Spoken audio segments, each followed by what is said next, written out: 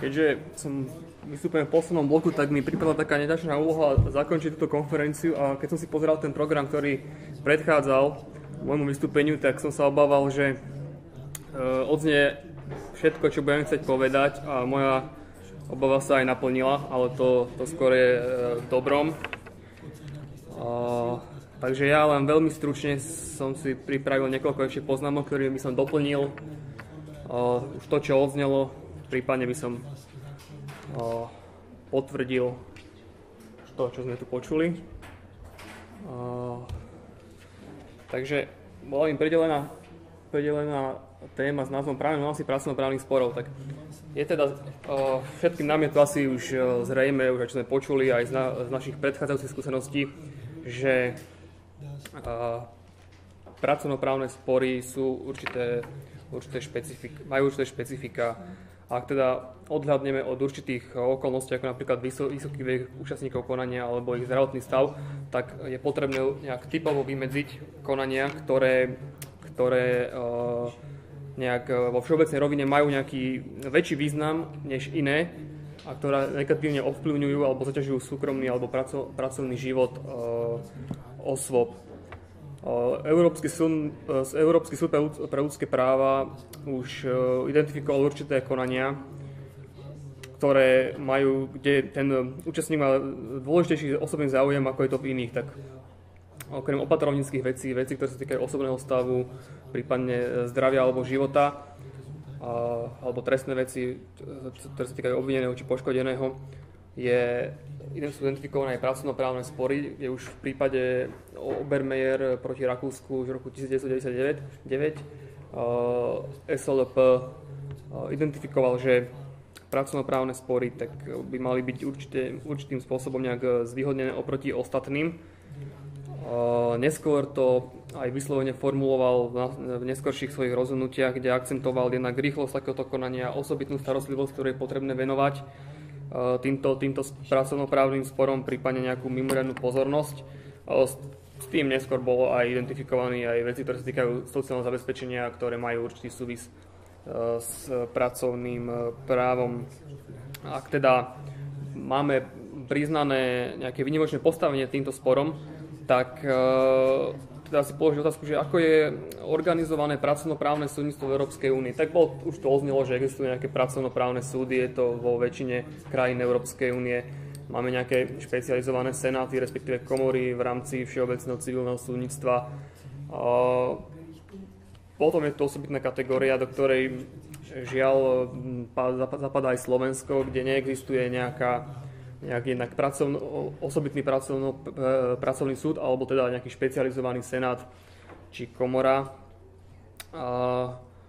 Ako taká osobitná kategória sú ešte krajiny, kde je nejaké povinné mimosúdne, respektíve predsúdna forma nejakého konania, ktorá by mala predchádzať samotnému súdnemu konaniu. Osobne ako jednak možno hodnotiť, a s tým súhlasím aj so svojimi viacerými predrečníkmi, že takáto úprava, aká je na Slovensku, nie je asi príliš vhodná a tvorí skôr teda výnimku v rámci krajín Európskej únii. S týmto súvisí jednak problém, že súdy, ktoré sa nešpecializujú alebo teda sudcovia, ktorí sa nešpecializujú na pracovnoprávne spory, nestihajú reagovať na spoločenský vývoj alebo evolúciu sveta práce, čo zvyšuje tlak nielen na zákonodarcu, ale aj na súdy, ktoré by mali nejak zohrávať určitú konštruktívnu úlohu pri riešení pracovnoprávnych sporov.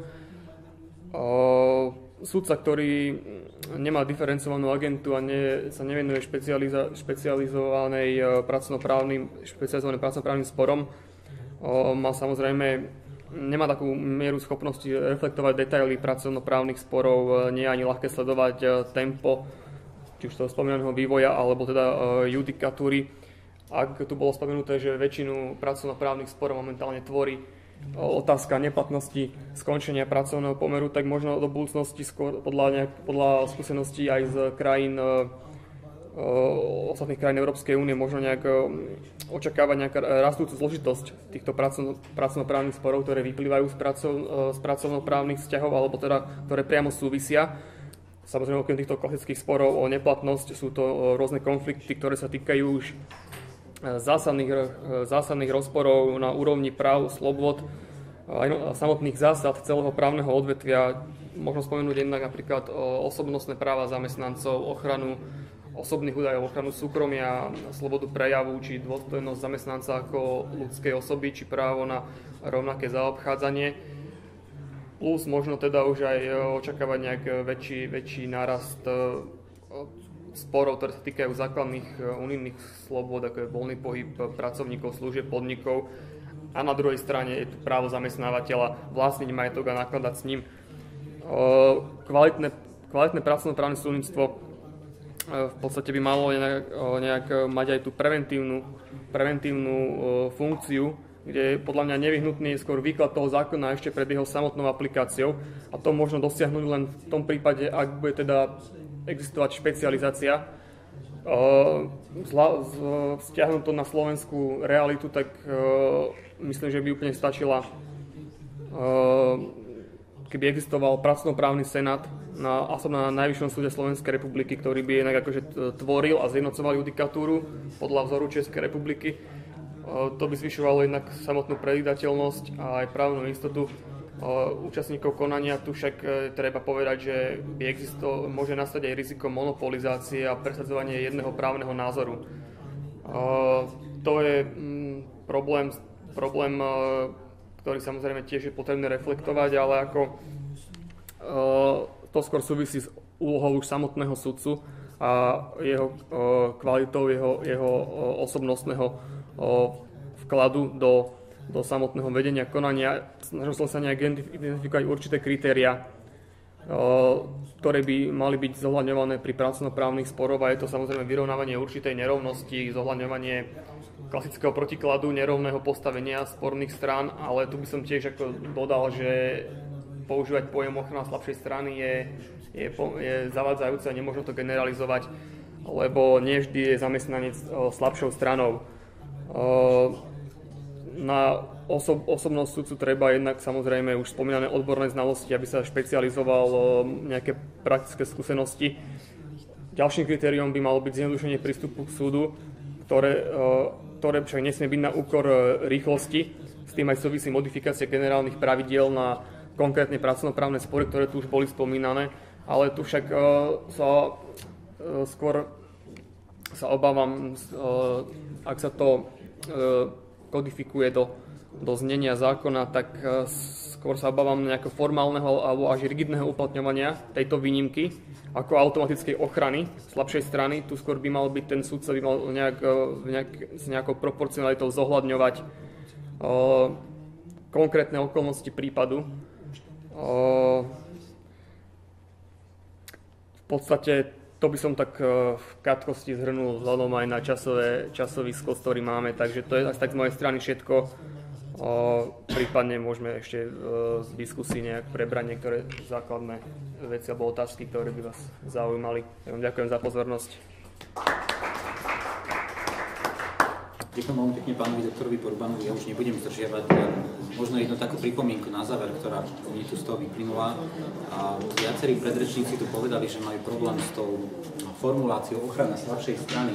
Ja vám dám len do pozornosti, že to je vlastne dôvod vzniku pracovného práva, že preto vzniklo pracovné právo, lebo existuje faktická nerovnosť medzi tými subjektami a my vlastne len preklápame do iných právnych predpisov to, čo dnes existuje v pracovnom práve. Ja by som sa toho nebál. V zásade všetci máme nejaké skúsenosti a keď sa stretávame my a tie neskutočne drahé zaplatené advokátske kancelárie, ktoré tomu často ale ani nerozumejú, ale fakt, že nerozumejú, tak preto mám za to, že ten pojem je zo strany legislatívcov a teda aj zákonodarcov, ja dúfam, použitý veľmi správne. To len také odborárska súľka nakoniec. A ak teda môžem, keďže ide asi o reakciu na môj príspevok, pokiaľ som teraz vystúpil, tak poviem len toľko, že samozrejme tá faktická nerovnosť tu je a nie ju samozrejme môžeme popierať, ani ju nepopieram, ale aj som uviedol jedno kritérium, ako na prvom mieste hneď je vyrovnávanie tej nerovnosti, ktorá vzniká, už tá kompenzácia ekonomickej a mocenskej pozície zamestnávateľa.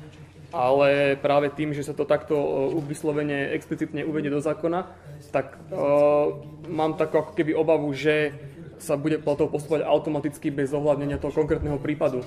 Čiže prílišný ako keby formalizmus alebo nejaké rigidné uplatňovanie týchto výnimiek bude viesť ako keby automaticky k nerovnému postaveniu účastníkov konania, čo už je predsa len trošku iná kategória ako na úrovni hmotnoprávnej úpravy ako zákonníka práce alebo pracovnoprávnych vzťahov vo všeobecnosti.